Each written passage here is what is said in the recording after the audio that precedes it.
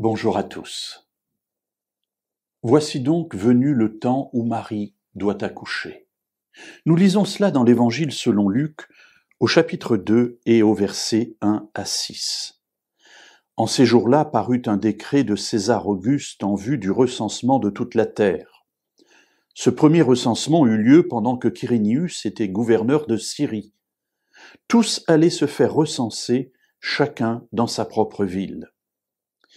Joseph aussi monta de la Galilée, de la ville de Nazareth, pour se rendre en Judée, dans la ville de David, appelée Bethléem, parce qu'il était de la maison et de la famille de David, afin de se faire inscrire avec Marie, sa fiancée, qui était enceinte.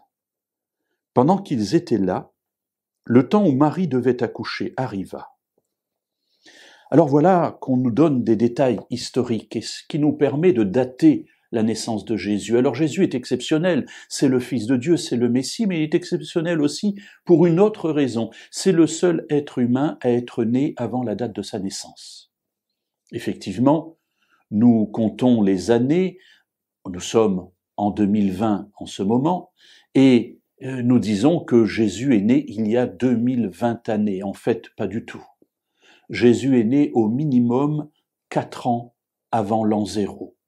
Entre 4 et 5 ans, certains vont même jusqu'à 600, tout simplement parce qu'Hérode, dont on parle ici, est mort en -4 ans avant sa naissance. Tout ça, c'est dû à une erreur de comptage d'un moine qui s'appelait Denis le Petit et qui a fait coïncider le calendrier romain avec le calendrier que nous utilisons aujourd'hui et qu'on appelle le calendrier grégorien.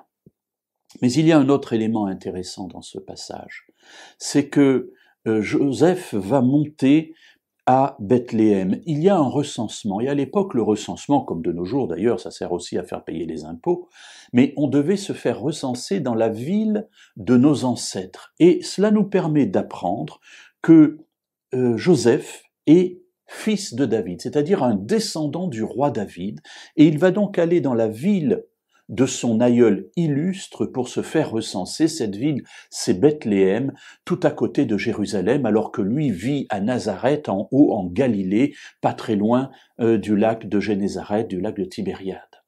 Il faut donc descendre, c'est un voyage long, fatigant, avec une femme qui est enceinte, puisque le passage nous dit, le temps où Marie devait accoucher arriva. Et nous nous trouvons donc maintenant quasiment aux portes de la naissance de Jésus, son fils premier-né.